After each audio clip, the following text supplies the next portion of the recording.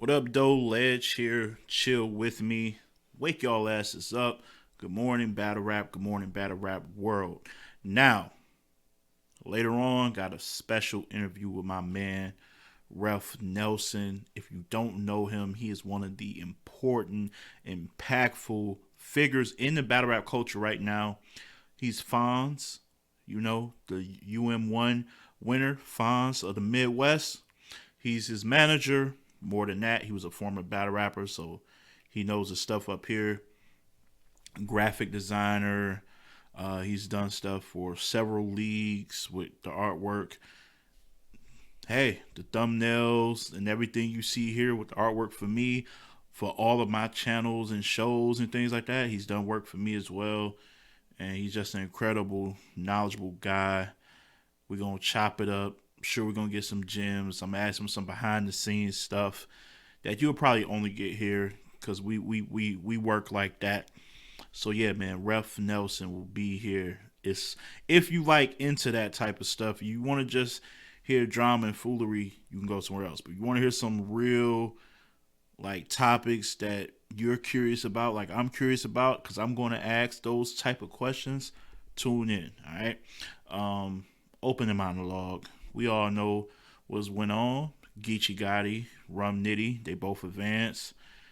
And I kind of want to shift this into what's been going on recently with people not taking losses very well. And I'm not even talking about the battlers who lose, just their fan base, people that have differences with the people that win. We got to evolve from that. Got to be able to take these losses in stride. I'm now hearing all of this West Coast bias, just gas. It's all this and that. Look, Geechee and Rum were two of the 3 to 4 favorites entering this tournament to begin with. Before I even knew what the location was, before you knew what the location was, when they said Geechee's in the tournament, Rum is in the tournament, those were maybe 2 of the 4 favorites, along with, let's say, maybe a T-Top, even Twerk, before we found out what happened to him, right? They were kind of the favorites going into this. It played out that way. They won. They won, man. So you guys got to stop it. You guys got to give these guys their flowers. They will be a part of the Gnome card. And I'm looking forward to it. Predictions will be later in the week. But I will say this, all right? As good as Rum has been and as consistent as he is, I did pick Geechee to go to the finals. And that has happened. I am going to pop my collar a little bit, brag a little bit. I have, in all 3 Ultimate Madness tournaments, one of my picks, at least one, has made it to each final. Ultimate Madness 1, I picked Fonz to go all the way and win it. He won it. Ultimate Madness 2, I picked Bill Collector to go to the finals. And was it to beat Bill Collector to beat Danny? Bill Collector went to the finals, but he lost to Holmesy. And in this one, I had picked Geechee Gotti to go against T-Top and lose to T-Top in a close battle. T-Top got out early, but Geechee Gotti made it to the finals. So I have at least gotten 3 people in, man. Three finalists out of 6. Listen to me. I know what I'm talking about a little bit, man. Know what I'm talking about a little bit. Also, I had a behind the scenes talk with my guy, man, Seven Mitchell. I won't get into that. I won't get into the particulars. But I do want to touch on something that kind of spawned from that conversation. He'll know what I'm talking about. Is being valued and being appreciated goes a long way in the culture. And it doesn't always have to be a financial gain. It can be just some simple recognition or a simple nod of, yo, I see what you're doing, continue to work. And I feel like for as much flowers are given to the MCs, I do think some should be given more, a little bit more to the, not more than the battlers, but a little more than the media gets now. They need to start getting a little bit more. Whether it's Seven Mitchell, whether it's Let's Talk Battle Rap, whether it's even Champion, even though they get a lot of love as it is, they can still get a little bit more. Cause let me tell you, man, the work that's being put in on these media outlets to try to bring quality content to the consumers, and what people don't realize, and what even battlers don't realize, is we're the buffer, the middlemen and women to getting the fans closer to you guys. Because even the battlers who got caffeine channels still feel detached from the people that are watching them. So just make sure that you guys show extra love, man. Even more love to the media members out here rocking. Especially those that go to events. I know people like to be like, "Oh, because you go to events, that'll make you better than me who stays at home all the time." It doesn't. That's not why I'm saying that. I'm saying that because the things you deal with inside of a venue isn't smooth. Isn't always a smooth sailing.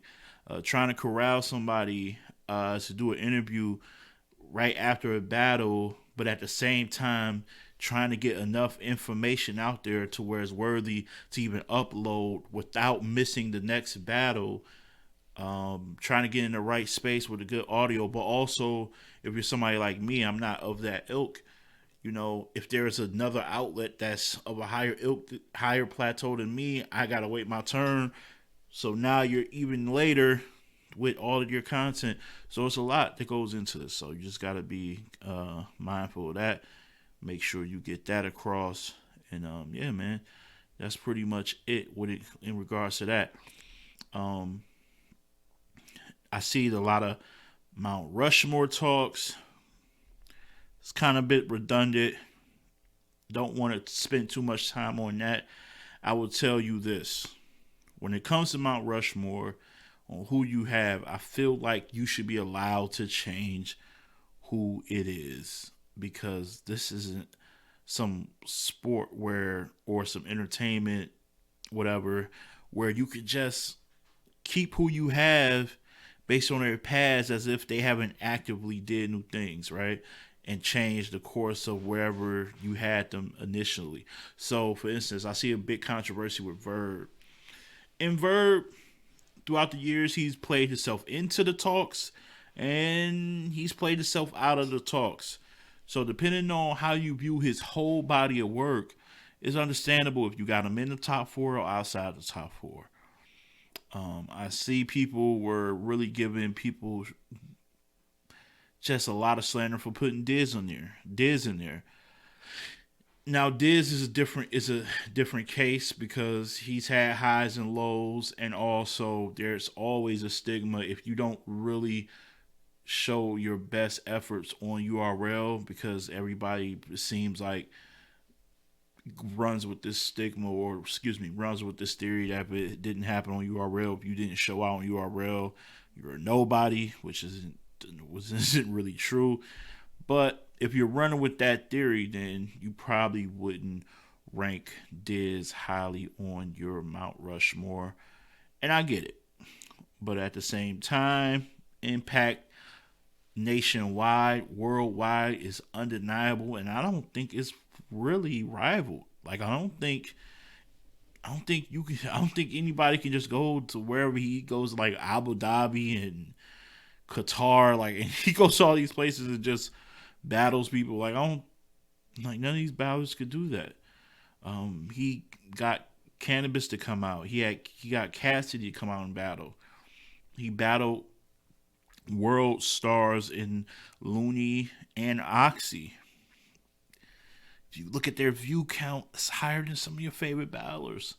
So Diz has things working for him too. He has things working for him too. Look up Looney. Look up Looney. Look up Looney from the Philippines, and then look up Oxymoron from Russia. Check their views. Check the numbers they do. He battled those guys. You know, I don't want to say no names, but he ain't battling them people that some of your favorites are battling. So Diz definitely has a say so in it. Arsenal, obviously, hella impact, very consistent throughout the years. He's had some lows, like all of them. Like there's no battle rapper who just been high on a high his whole career. Even the most beloved Lux done had some lows. Choked against Calico, lost all 3 rounds to Mook. Those are lows in his career. Those are lows in his career. Choked against Calico, lost all 3 to Mook. You know. Mook just recently had a low in a 2-on-2, granted it being a 2-on-2. But yeah, one of the most entertaining versus Iron Solomon. A lot of people got him losing the Verb. So like every if we're nitpicking, everybody has something to complain about. But it's all about perspective. Mine's personally, if I had to do a four just off rip, it would still be Mook, Lux, Ars, and maybe Verb or Diz, depending on the day. But I always want to let you know that it's okay to have interchangeable picks. It's kind of like a player's rating for me, or excuse me, not a player's rating. What is it called? Power rankings. Because weekly it changes in football depending on who you won or lost to. The Patriots might be ranked number 1 for the past 4 weeks, but they might lose to a team that they have no business losing to. I can't keep you at number 1 when the dude when whatever team was number 2 just beat some tough opposition. You can't stay there. You can't stay there. You have to bounce. You have to slide. So I feel like that with battle rap when we doing this. As for the women, same case. I'll get into that one day. Have a really esteemed panel maybe, or just somebody who is really well versed with the women's side of things. 'Cause I feel like as a detachment, a lot of these outlets and people who are into battle rap are so one-sided and only into the men's part of it. Some pretend like they're into the women's side of battle rap, but I'll see through that. We'll get to that another time. But yeah, that's my little opening monologue. Shout out to Geechee and Rum making it to the finals, being a part of the Gnome card that's going down June 12th. And yeah, Mount Rushmore is subjective, but it's also interchangeable whenever it's suitable. All right, we're gonna go on and get to the interview. I got the one and only Ref Nelson coming up next. Welcome back. As promised, got a very special guest with me to talk about like kind of the ins and outs of battle rap. Man, knowledgeable guy, former battle rapper himself. Y'all seen him, all the artwork from some of your favorite artists as far as covers, working with Champion, working with yours truly. Damn near every cover artwork I got is because of this man, and he is currently the manager of Fonz. All right, he is Ref Nelson. Follow him at It's the Ref Man on Twitter and on Instagram. My brother, man, what's good? Can't complain, hanging in there. Appreciate you having me. Oh, always, man. Here's one because I told him some of the questions I had for him, but here's one I just saw. The Midwest, man. I feel like you from the Midwest, I'm from the Midwest. What's up with us? I feel like, are we the most underrated, disrespected region currently? I know the South had that title for a couple of years. I know the West felt like that before their run. Is the Midwest now the new underrated, most disrespected region if you think about it?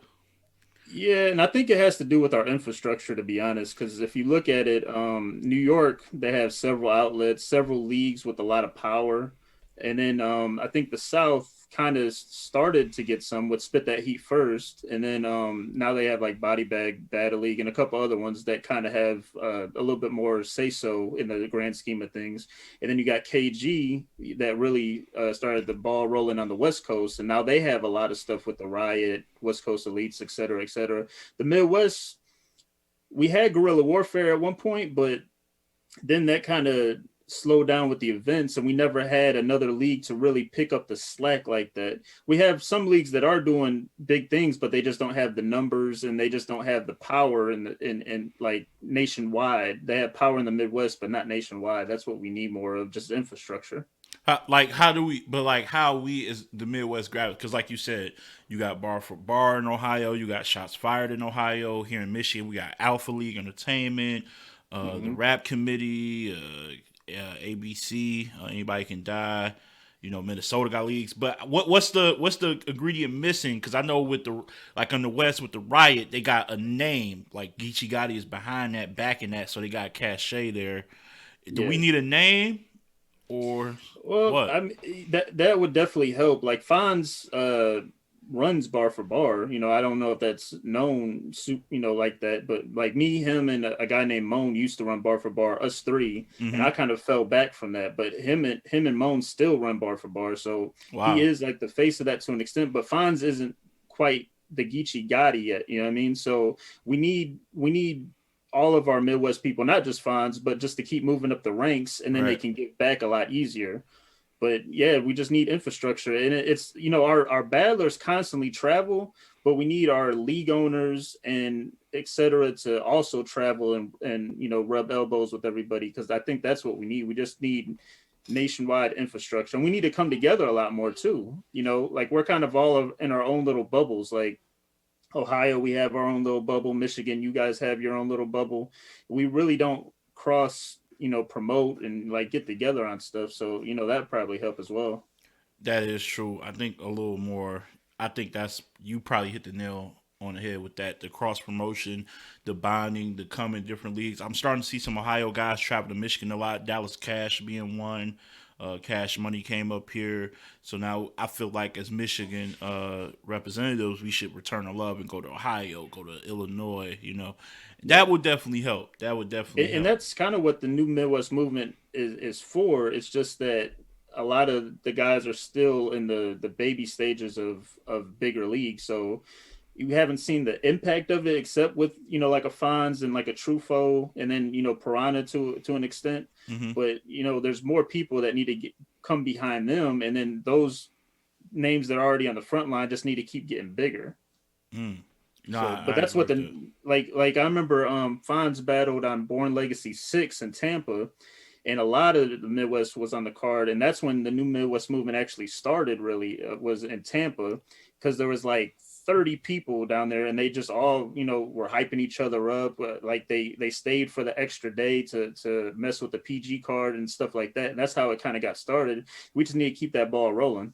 Yeah, absolutely, man. Because I feel like New York or the East Coast in general is going to always have a staple because it's considered the birthplace of hip hop. It's considered like one of the birthplaces of battle rap. That region held it down for so many years. The South, like I said, I feel like we took that title of being underrated and underappreciated for the South. You got Swamp, you got Chef Trez, you got Kid Chaos, Loso, you got all these guys who's doing their thing in the South. And also, conversely, with that, is just like all the leagues are migrating to the South for their events. Yeah. And with the West, just from a talent perspective, they're running it. So like each region got a reason to still feel like they're important, whereas the Midwest, like, dude, Fonz was the first winner of the first Ultimate Madness. We didn't have a Midwest representative this Ultimate Madness 3. Yeah. That's And we that's only had surprising. one when he was the lone one on his, and I think the second one we had two, but one dropped out. B Magic dropped out, so we only had Young Cannon, I believe, if I remember on the second one. He replaced one Midwest guy. Yeah. So I don't know, man. I'm not like it's weird because I know because I go to these local leagues and I know we got talent, but I'm not liking what's going on. Like I feel like from the optics of looking outside looking in, it look like we don't have shit when I know we do. So Oh it's yeah, just we definitely have plenty of talent. It's just yeah. like I said, it's just infrastructure. It's just about people that don't battle rap putting these battle rappers on platforms, because battle rappers, they're constantly going to jock for position against each other. That you're never going to get anywhere battle rappers helping each other to an extent unless they're on URL like a Fonz or something. Like he can help people and not feel threatened by anybody. But other battle rappers at the same level, they're going to constantly just be competitive. So we need people that aren't battle rapping to really push the talent out, that we believe in. So that's what it comes down to. That's league owners, managers, media, whatever it is. We just need to build the people up that actually have talent and get them out of here. Absolutely, man. I'll agree with that 100%. Now, something else I wanted to talk about. We kind of touched on this on my show when you was in the chat on caffeine, and it's my issue with it kind of goes into that because I see a lot of leagues from the Midwest do this where they get a card, they might have a marquee matchup as the main event, some of their roster from their league mixing and matching, and they book a host who might be either former battle rapper or current battle rapper as if that's some type of draw for casual people to go to their events when that's not really the case. My question to you was, why aren't they booking actual media to cover their event? Like, let's talk battle rap, who I'm sure if you gave them, wouldn't it cost less to get them as opposed to like booking? So I don't want to name names because it sounds like I'm I don't want them to get Yeah, bread, but you know what I I mean?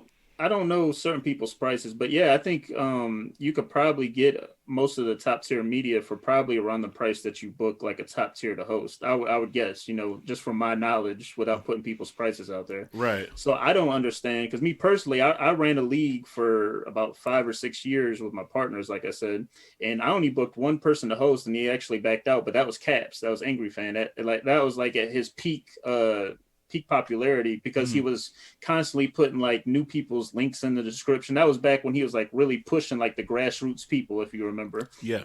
And I booked him because I was like, media is way more important than the host. And I've always felt like that. I just don't feel like if you pay, say a battle rapper is charging like $800 to host, I don't feel like you're gonna make that back, and then I don't feel like it's gonna get the exposure to your battle rappers. Like as a small league, that's all that matters is getting your battle rappers more exposure, and I just don't feel like hosting accomplishes that.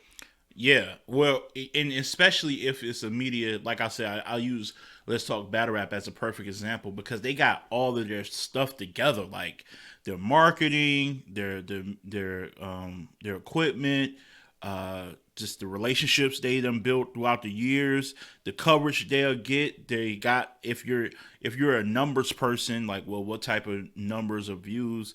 I'm sure they got that in the bag, so they kind of cross all the check marks. I feel like you'll get more accomplished back just backing that. Like they got a weekly show where they can spread the word to your local event that a lot of people might not be aware of as opposed to booking one particular superstar who just gonna really sit there, say who's up next, drink, smoke, and then be out. So Yeah, I don't get it. and I guess it could be worth it to an extent if the battle rapper did a little bit more than just show up and host. Like if they did promo beforehand heavy and then post the battles afterwards, that could be helpful. But most, Hmm. in my experience, I just don't see them going the extra effort for these, smaller leagues. So Yeah, it's a bit. I don't know. That's just $1 million question. I would love to actually ask one of the league owners who do that consistently. What's the benefit? Because maybe we're missing it. I don't know. Uh, Scheduling conflicts is a topic I want to talk about, not just from leagues, from a standpoint of I got this booked on this date, but a bigger league got it at the same date.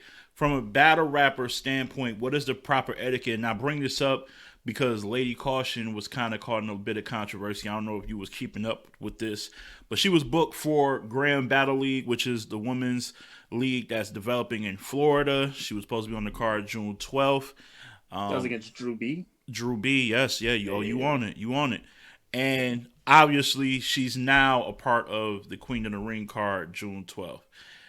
yeah. And the owners, shout out to Shell and Poopa, they weren't really pleased with that, but everybody who's like kind of I guess a bigger name are riding with caution, saying yo, it's Queen of the Ring, it's a bigger name, it's a bigger look. Yeah, Where do you side with that type of? it's unfortunate that that got aired out publicly because that happens a lot. That happens way more than you would think. Right. Like us personally, like sometimes we'll book something and we'll have to reschedule or send the bread back. Like sometimes it's just as simple as like we had a scheduling conflict. We know your event's the same day, so we'll just shoot the bread back. Because URL, Queen of the Ring, RBE, King of the Dot, whatever the big league that you're affiliated with is always going to be your first priority. That's what got you to the point where you're getting paid anyway. So you should be loyal to whatever league or big platform that you're on. And sometimes these bigger platforms are only booking maybe a month out, whereas the smaller leagues, they sometimes on their bigger events, they have to plan like 2-3 months in advance.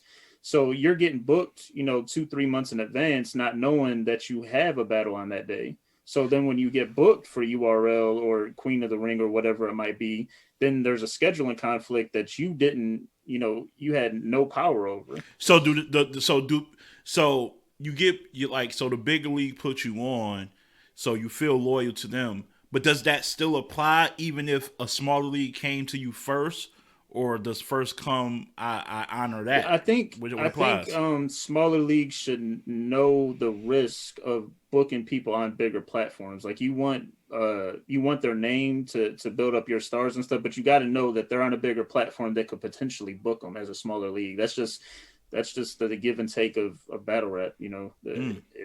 It happens because bigger leagues are always going to book only a month in advance because well, Queen of the Ring, I don't know because they don't throw as many events, but like URL and RB King of the Dot, they have been fairly active.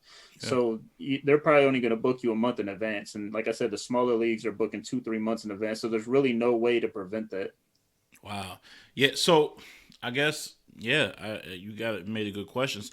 Let me. You made a good response. I guess my question would be: have you ever went through that with Fonz? Like, has he ever been booked on a small league, but URL or any other league called and you was like, I gotta dub that without going Oh, deep into yeah, detail? multiple times. Yeah, multiple times. And how did that?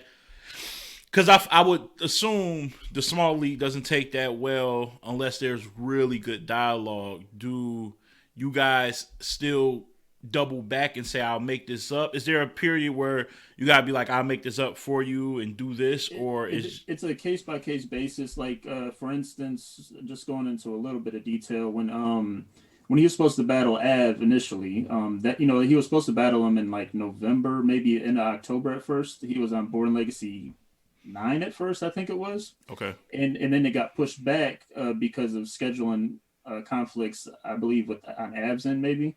But so we ended up being the main event on the next Born Legacy, and when that got pushed back, Fonz had a battle the week before and the week of because we thought the ad battle would already be done, so he'd be able to just shift his focus to these other plates. But then the ad battle got delayed, and then he's in this position where Av is a super dangerous, super important battle in his career. This is his first battle back on URL since the tournament, so what sense does it make to push that back again, for the smaller leagues? Mm. So we contacted both, and I believe we made up both battles, I think in January.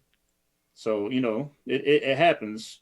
Some link owners will get really pissed and want the money back. We haven't really experienced that personally, but Mm. most of the time they'll work with you and just reschedule. Yeah, no, because even though they're mad, I'm sure they don't want to ruin those type of relationships for the future endeavors. Speaking of Fonz, what's next with him? I know he got JC coming up for Gnome. Yeah, What is the plan with him, and what?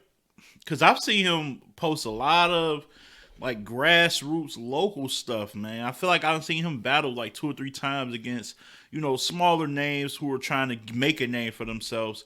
Is that more to? Is he going to do that a little bit less going as the year goes on, or he's going to ramp that up? Like where are we going well, with that? the plan, ideally in the ideal world, if we could just get like 6 or 7 URL battles in a year, well, I'm cool with that. Like without battling on the smaller leagues. But at the same time, you want to work out, you want to keep your pen sharp. So like if we get calls, because you don't want to accept everything just because it's URL. Like you have to do what's best for you. So sometimes we'll get a call, it doesn't make sense, or it'll be like so last minute. And he wrote 2 weeks, no problem for Ultimate Madness, but that's with $25,000 on the line. Like that's a big deal when they call you last minute as a replacement or something. Sometimes it might not work for you at the time, so you just turn it down. Mm. So we try to do what's best for us, but at the same time, you want to still work out. So we still do the one rounders, and you get cool with other battle rappers. Like he did a Gates of the Garden joint against Drew B.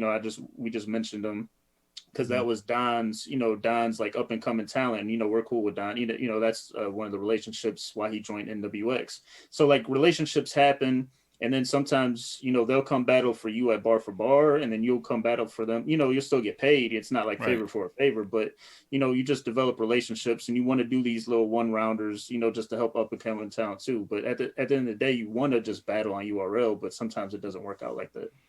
Yeah, but at the same time, he does got JC, who's like a pin guy, and outside of none, he slowed down his like, oh, I'm battling every Tuesday at a chicken shack type shit.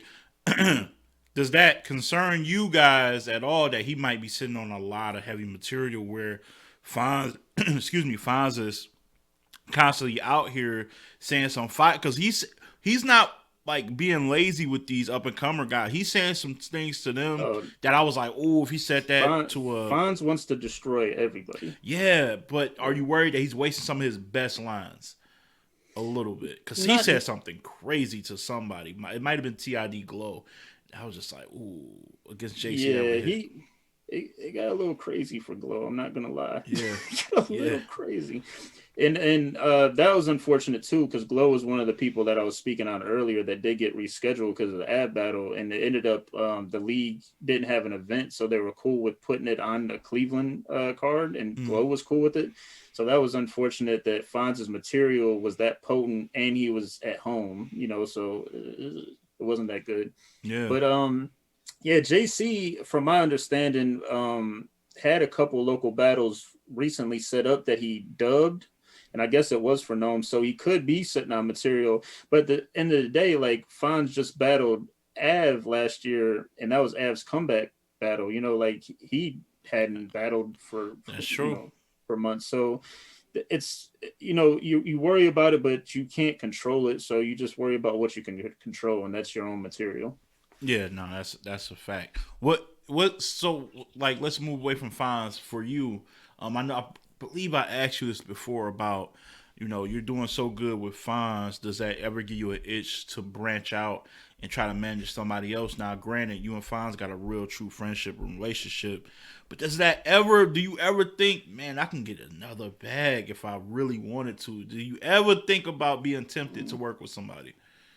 Well, like I've said previously, just full transparency, there's not a lot of money in managing battle rappers. Like unless they're like top tier, really. Like because let's say a battle rapper's making like I don't know, like 10 grand. Like one of the top tiers, they're making 10 grand.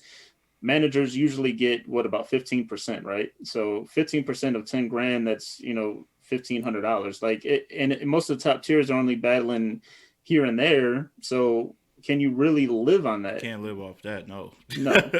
no. That's what I'm saying. Like most of the time, what you should do since battle rap's still growing, figuring stuff out business wise, just get somebody to manage you that really believes in you and always and already comes to your events. Like I was already traveling with Fonz, when I was a battle rapper. I was already sparring with them, doing all the stuff that I'm normally doing. I just amplified it after I retired from battle rapping.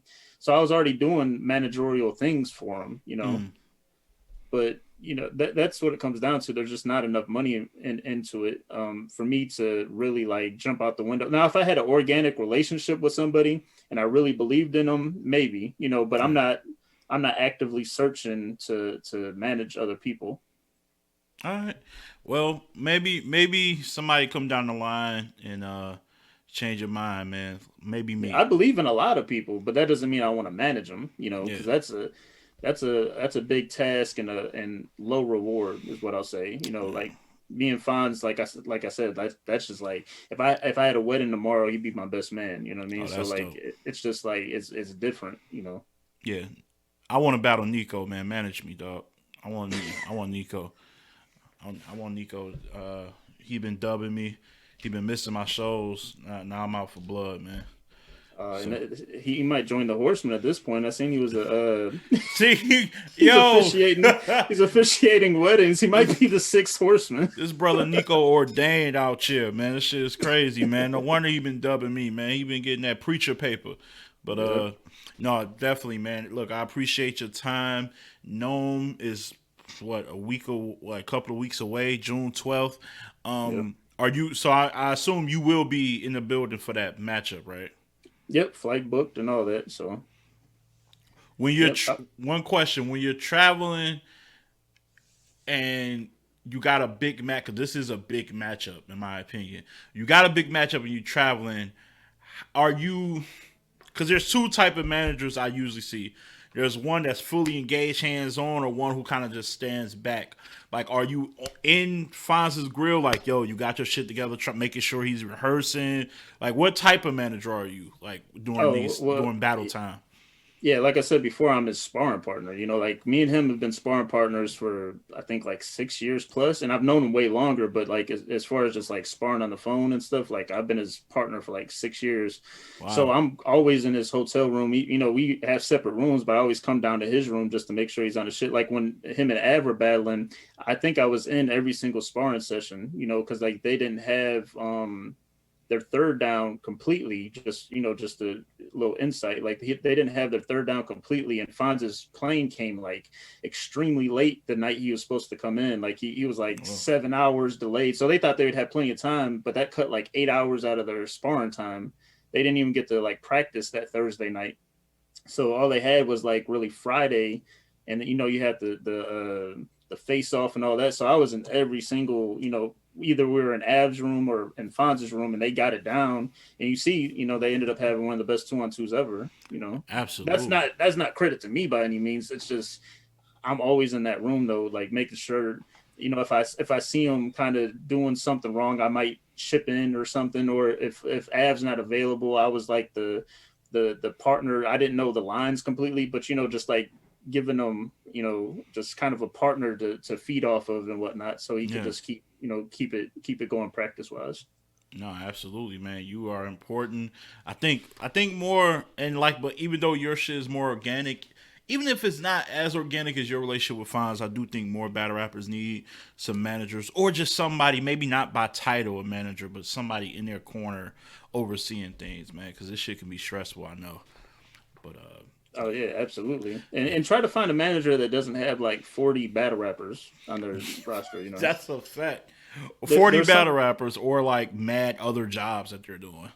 Yeah, yeah, and that's another thing is I have so many jobs. Like it's hard for me to really focus on other battle rappers because I do graphics for like I think 10 leagues and maybe like 7 media platforms or something Yeah, like that, and then plus all my other little artist stuff and whatnot. I do a lot of stuff, and yeah, then I man. manage, and then I do marketing a little bit on the side. Like Yeah, I can't. I don't know how you do it, man. You are it's extremely important to the not just the fans but to the culture, man. I'm glad I can call you a homie who been looking out for me. Appreciate all the artwork and all the dope information, man, along the way. This is Ref Nelson. Follow him at It's the Ref on IG and on Twitter. My brother, thank you. No doubt. Appreciate you having me. I'm out. Appreciate you. That's it, man. I hope y'all enjoyed the show. Want to say appreciate my man Midwest on Ref Nelson for coming through, showing love, dropping some gems, all that good stuff. Stay tuned. Gonna get more active now that I'm back from a nice little vacation. That felt extreme. I'm not apologizing for taking time off either. That was great. We all needed that. But I'm back. Time to get more active. See you guys down the road with another guest. We're gonna have fun. Yeah, man. As always, keep it battle rap, peace and love.